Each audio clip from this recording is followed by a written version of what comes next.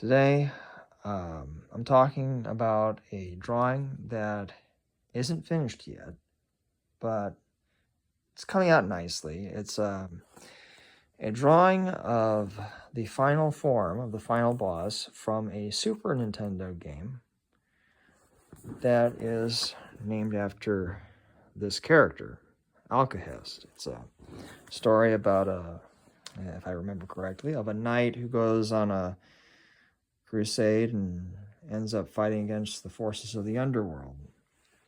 Now, this drawing, I don't know if I'm going to finish it, but I like the way it was coming out anyway. It's you have this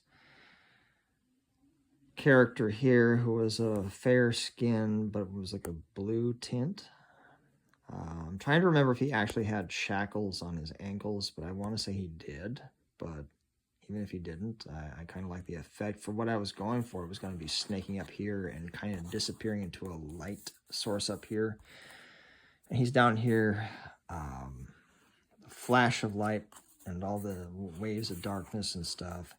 Now, his wings didn't really look like this, okay? They were supposed to be like butterfly wings from my memory, but I checked the sprite again on the Spriter's resource, and they were 3 wings on either side. So I suddenly was wondering, wait a minute, is this guy supposed to be like a seraphim or something? But they would shift from like a rotating palette of dark purple to like a rainbow color. I remember the guy who ripped these sprites on Spriter's resource, but he did a pretty good job. So I remembered like a swirly, intricate design. So instead of actually consulting the sprite like I should have in the first place, instead of later on, I took the design and just decided to layer it. I layered it and gave it kind of like that energy, ragged feel of the edge. For whatever reason, I decided to give the energy its own shadows. It's just, just bonkers stuff. I mean, you have the way I typically do like depth and stuff like that. I know that a lot of comic book artists or illustrators will tell you that line hierarchy is always the key, or something like that in line weight. And yeah, to a degree that, well, actually to a very large degree, they are correct. Thicker outlines on the outside, medium lines on the inside, and the thinnest lines for like the smallest details.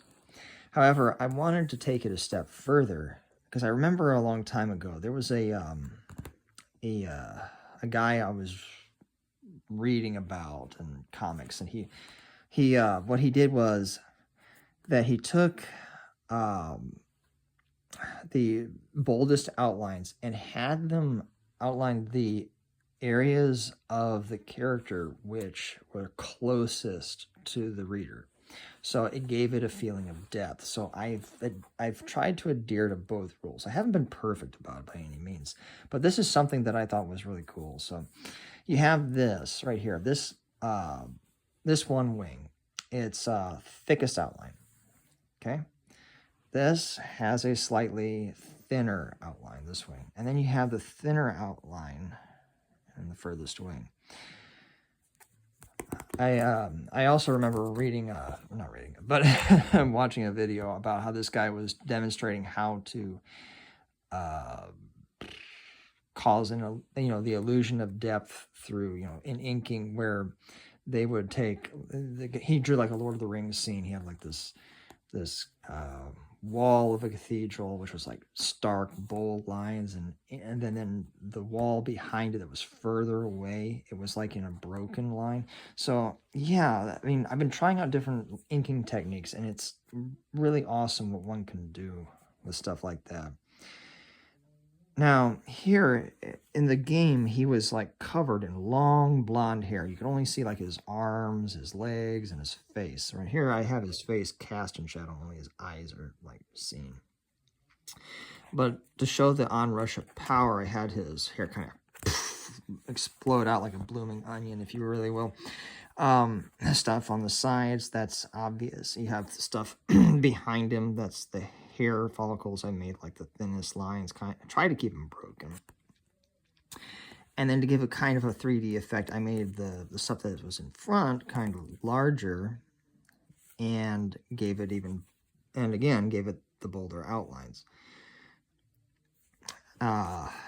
With motion, I tried to follow kind of a path of like this. Like it was going out, up, and then it was like flourishing up here like tendrils and like an onrush of powerful wind or something. However, it was kind of difficult to convey with even like a curved line at the edge to show the path of the object. But I'm not trying to back down from a challenge, so I still want to finish it. So, but this is kind of my process. I typically don't do a whole lot of fan art as it is. I like to work on my own stuff, but I don't know. I'm just gonna show this video around and see what people think. God bless you.